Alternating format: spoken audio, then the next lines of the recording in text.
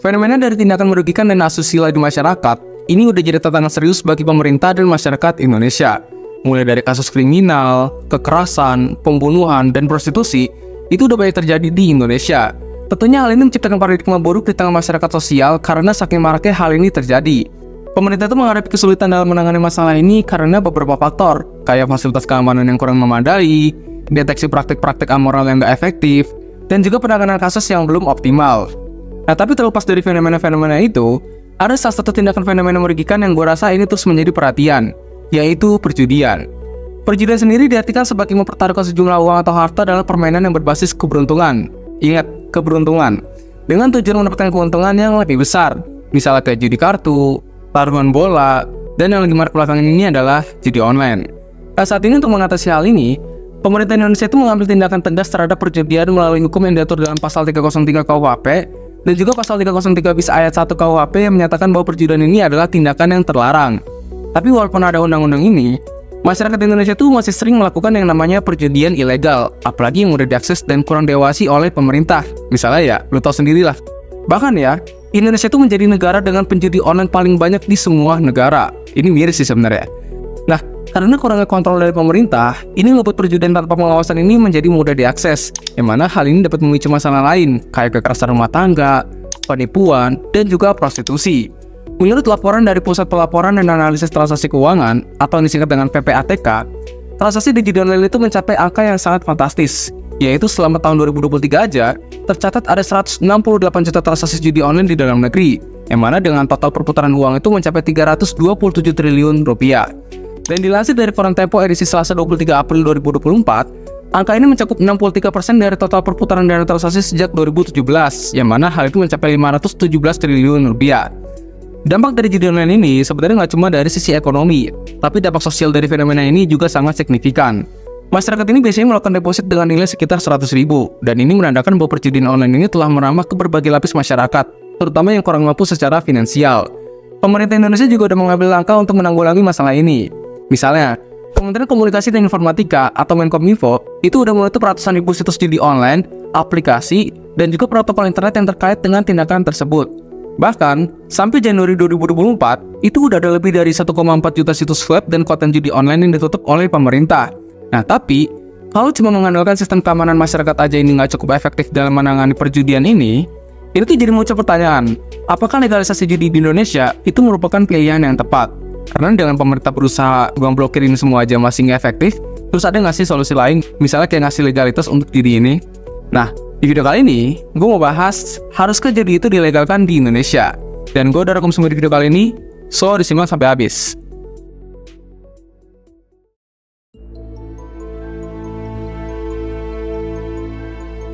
Salah satu opsi yang setelah gue riset itu masuk akal dan dapat dipertimbangkan, yaitu dengan memperlakukan sistem prosedur ganda untuk melegalkan perjudian di bawah pengawasan pemerintah.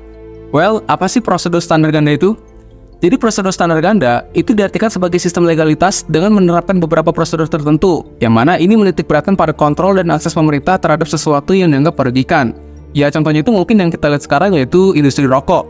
Melalui legalisasi rokok, pemerintah itu bisa melakukan monitoring terhadap perusahaan rokok, memberantas rokok ilegal, dan juga mengenakan bea cukai. Tujuan utama dari legalisasi ini bukan untuk mendukung rokoknya, tapi buat mengontrol dan mengurangi dampak negatifnya. Paham ya? Ya, walaupun pemerintah ini memperoleh keuntungan pajak dari industri rokok, tapi secara ekonomi menurut gua hal ini lebih bervalue, karena ini bisa membantu memutar roda perekonomian di Indonesia. Contohnya misal pajak dari rokok itu kan bisa dibuat rumah sakit, sekolah, dan lain-lainnya. Dan sebaliknya, kalau rokok ini nggak dilegalkan, perputaran uang itu akan jadi nggak teratur, dan bisa jadi ini menciptakan kejahatan yang lainnya, misalnya kayak narkoba. Dan itu pun nggak jelas kan perputaran uangnya bakal kemana. Makanya ini lebih baik kalau diputerin di industri rokok, karena selain ini diawasin oleh pemerintah pun ya bisa dapat keuntungan juga gitu. Nah, sama kayak legalisasi rokok ini, hal ini juga bisa diterapkan pada perjudian dengan tujuan yang sama, yaitu kontrol pengawasan yang lebih efektif, dan juga keuntungan dari perputaran ekonomi.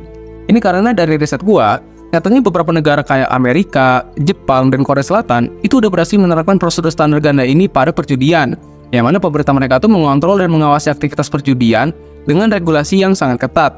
Nah, kalau kita lihat dari faktor legalitas dan prosedur ganda, menurut gua judi ini bisa menjadi sesuatu yang menguntungkan dan meningkatkan ekonomi suatu negara, terutama di Indonesia.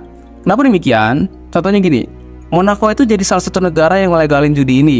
Tapi pemerintah mereka itu nerapin sistem prosedur ganda, yaitu pemerintah mereka punya akses dan kontrol terhadap sesuatu yang dianggap merugikan. Kayak misalnya mereka tuh ngebolehin judi ini buat turis doang, sedangkan buat masyarakat mereka itu tetap dilarang. Bahkan PDB tahun 2022 Monaco itu ada sekitar 6,78 miliar US dollar.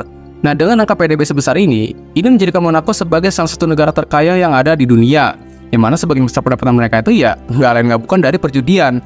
Coba bayangin kalau misalnya hal ini diterapin di Indonesia. Indonesia itu punya banyak peminat judi, jadi kalau dilihat dari pajaknya, ya memang judi ini pajaknya gede banget, bahkan ngalahin pajak-pajak dari barang atau jasa yang lainnya.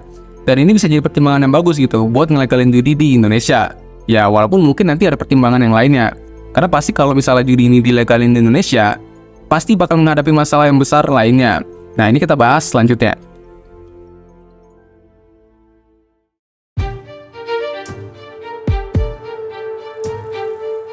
Kalau kita ngomongin legalisasi perjudian, pasti nggak jauh-jauh dari kesetujuan dari masyarakat Indonesia. Nah, seperti yang kita tahu, masyarakat Indonesia itu mayoritas menjunjung tinggi nilai-nilai moral, sosial, dan agama yang kemungkinan besar ini akan menentang legalisasi ini. Banyak umat muslim di Indonesia yang menganggap perjudian itu sebagai sesuatu yang haram. Bahkan hal ini memicu gerakan sosial berbasis moralitas untuk menentang legalisasi perjudian. Ya, simpelnya bakal didemo gitu. Dan juga, masyarakat mungkin akan melihat langkah ini sebagai upaya pemerintah buat dapetin keuntungan finansial, yang mana hal ini dapat mengurangi kepercayaan mereka terhadap pemerintah. Nah ya, mereka akan mikir kalau pemerintah ini ya ujung-ujungnya korupsi lagi gitu. Harusnya judi ini nggak bisa legal, karena kalau kita hidup bernegara di Indonesia, kita juga punya aturan agama yang melarang perjudian. Jadi ya pemerintah itu harus memahami pola negatif dalam masyarakat dan mempertimbangkan dengan matang setiap prosedur yang diterapkan. Dan menurutku pemerintah itu memang perlu mikir jernih dan hati-hati sebelum mengambil keputusan apakah judi ini tuh bakal dilegalin atau enggak. Karena yang khawatirnya itu ya legalisasi judi ini bakal bikin orang kelas menengah dan kelas bawah itu makin kecanduan dan ningkatin angka kriminalitas. Bayangin aja, kalau judi ini masih belum dilegalin kayak sekarang, itu kan masih mudah diakses ya. Dan bisa-bisa makin mudah diakses lagi nih kalau ini udah dilegalin. Tapi kalau kita ngeliat potensi positif dari legalisasi judi yang legal itu bisa bantu ngurangin judi ilegal yang nggak kekontrol. Karena dengan regulasi yang jelas, pemerintah itu bisa awasin dan atur aktivitas perjudian, biar ya nggak ada kejahatan yang terkait sama judi ilegal dan mudah diakses. Dan terus, pajak dari judi yang dilegalkan, ini juga bisa menjadi sumber pendapatan baru buat pemerintah. Uang itu bisa dipakai buat dana program sosial dan juga infrastruktur, biar masyarakat itu makin sejahtera. Dan tapi, buat mencapai hal ini, regulasinya itu harus super ketat. Misalnya nih, kayak batasan usia yang jelas, jumlah taruhan yang dibatasi, dan juga layanan konseling untuk pecandu yang memang udah kecanduan gitu. Terus nih ya, kalau kita lihat dari pariwisatanya, legalisasi judi itu bisa meningkatkan pariwisata ke Indonesia. Karena bayangin aja, kalau misalnya judi itu dilegalin di Indonesia, jelas dong pasti banyak turis yang datang ke Indonesia untuk main judi.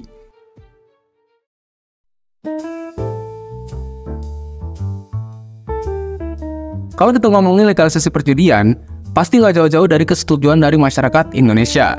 Nah, seperti yang kita tahu, masyarakat Indonesia itu mayoritas menjunjung tinggi nilai-nilai moral, sosial, dan agama yang kemungkinan besar ini akan menentang legalisasi ini. Banyak umat muslim di Indonesia yang menganggap perjudian itu sebagai sesuatu yang haram. Bahkan hal ini memicu gerakan sosial berbasis moralitas untuk menentang legalisasi perjudian. Ya, simpelnya bakal didemo gitu. Dan juga, masyarakat mungkin akan melihat langkah ini sebagai upaya pemerintah buat dapetin keuntungan finansial, yang mana hal ini dapat mengurangi kepercayaan mereka terhadap pemerintah. Nah ya, mereka akan mikir kalau pemerintah ini ya ujung-ujungnya korupsi lagi gitu. Harusnya judi ini nggak bisa legal, karena kalau kita hidup bernegara di Indonesia, kita juga punya aturan agama yang melarang perjudian. Jadi ya pemerintah itu harus memahami pola negatif dalam masyarakat dan mempertimbangkan dengan matang setiap prosedur yang diterapkan. Dan menurutku pemerintah itu memang perlu mikir jernih dan hati-hati sebelum mengambil keputusan apakah judi ini tuh bakal dilegalin atau enggak. Karena yang khawatirnya itu ya legalisasi judi ini bakal bikin orang kelas menengah dan kelas bawah itu makin kecanduan dan ningkatin angka kriminalitas. Bayangin aja, kalau judi ini masih belum dilegalin kayak sekarang, itu kan masih mudah diakses ya. Dan bisa-bisa makin mudah diakses lagi nih kalau ini udah dilegalin. Tapi kalau kita ngeliat potensi positif dari legalisasi judi yang legal itu bisa bantu ngurangin judi ilegal yang nggak kekontrol. Karena dengan regulasi yang jelas, pemerintah itu bisa awasin dan atur aktivitas perjudian, biar ya nggak ada kejahatan yang terkait sama judi ilegal dan mudah diakses. Dan terus, pajak dari judi yang dilegalkan, ini juga bisa menjadi sumber pendapatan baru buat pemerintah. Uang itu bisa dipakai buat dana program sosial dan juga infrastruktur, biar masyarakat itu makin sejahtera. Dan tapi, buat mencapai hal ini, regulasinya itu harus super ketat. Misalnya nih, kayak batasan usia yang jelas, jumlah taruhan yang dibatasi, dan juga layanan konseling untuk pecandu yang memang udah kecanduan gitu. Terus nih ya, kalau kita lihat dari pariwisatanya, legalisasi judi ini tuh bisa meningkatkan pariwisata ke Indonesia. Karena bayangin aja, kalau misalnya judi itu dilegalin di Indonesia, jelas dong pasti banyak turis yang datang ke Indonesia untuk main judi. Well, sekian dulu pembahasan kali ini, semoga bermanfaat dan sampai jumpa di segmen selanjutnya.